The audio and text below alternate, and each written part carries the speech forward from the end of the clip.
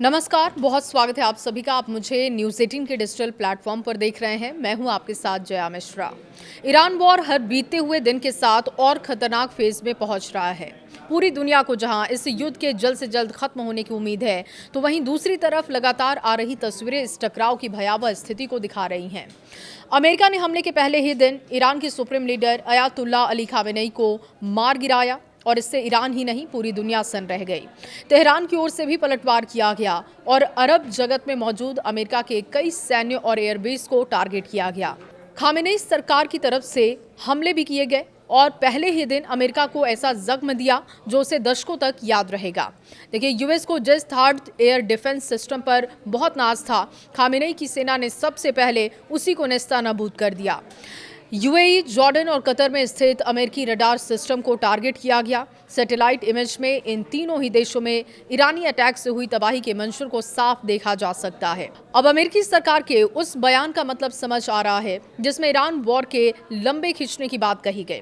देखिए, ईरान और America Israel के बीच जारी सैन्य टकराव के बीच अब खाड़ी क्षेत्र में स्थित अमेरिकी सैन्य ठिकानों को सीधे टारगेट किया जा रहा है और हाल ही में सामने आई नई सैटेलाइट तस्वीरों से ये संकेत मिला है कि ईरान ने जॉर्डन और संयुक्त अरब अमीरात में मौजूद उन सैन्य ठिकानों को निशाना बनाया जहां अमेरिकी मिसाइल इंटरसेप्टर सिस्टम के महत्वपूर्ण रडार तैनात थे। इन हमलों का उद्देश्य क्षेत्र में मौजूद एयर डिफेंस नेटवर्क को कमजोर करना बताया जा रहा है। सैटेलाइट इमेज जो आई है सामने, उस पर जानकारी ये बता रहे हैं कि पता चलता है कि जॉर्डन के मुआफक सॉल्टी एयरबेस पर तैनात एक अमेरिकी थर्ड मिसाइल बैटरी के रडार सिस्टम को शुरुआती हमलों के दौरान निशाना बनाया गया।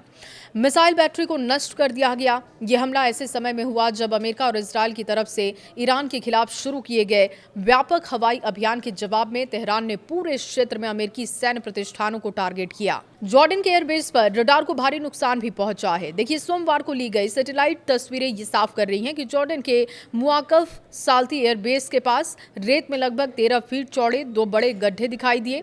जानकारों के मुताबिक ये संकेत है कि रडार सिस्टम को सटीक रूप से टारगेट किया गया। एक से अधिक मिसाइलों का इस्तेमाल इसके लिए किया गया है। जिस रडार को टारगेट किया गया है वो थर्ड मिसाइल डिफेंस सिस्टम का ANTPY-2 ट्रांसपोर्टेबल रडार है, जिसे अमेरिकी रक्षा कंपनी रेथियॉन बनाती है। ये रडार अत्यंत उन्नत तकनीक से लैस होता है। उसका उपयोग आने वाली बैलिस्टिक मिसाइलों और ड्रोन को काफी दूरी से पहचानने के लिए किया जाता है। एक थर्ड बैटरी के लिए ये रडार केंद्रीय भूमिका निभाता है, क्योंकि इसी के माध्यम से इंटरसेप्टर मिसाइलों को लक्ष्य की जानकारी मिलती है। अमेरिकी मिसाइल डिफेंस एजेंसी के 2025 के बजट दस्तावेजों के अनुसार इस रडार की कीमत लगभग $50 करोड़ के आसपास है। रिपोर्ट के अनुसार ये रडार सिस्टम 5 बड़े ट्रेलर पर स्थापित है, जिनमें से प्रत्येक लगभग 40 फीट लंबे होते हैं। सैटेलाइट तस्वीरों की जो जानकारी सामने आ रही है उसके मुताबिक इन सभी ट्रेलर को गंभीर नुकसान पहुंचा है या वो पूरी तरीके से नष्ट हो चुके हैं।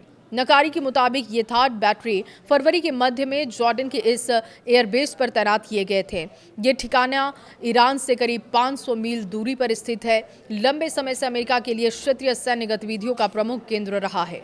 संघर्ष शुरू होने से पहले ली गई सैटेलाइट तस्वीरों में इस एयरबेस पर 50 से अधिक लड़ाकू विमान दिखाई दिए। इसके अलावा वहां पर ड्रोन, ट्रांसपोर्ट और एयरक्राफ्ट और कई सैन्य शेल्टर भी मौजूद थे, जिनमें विमान छिपे हो सकते थे।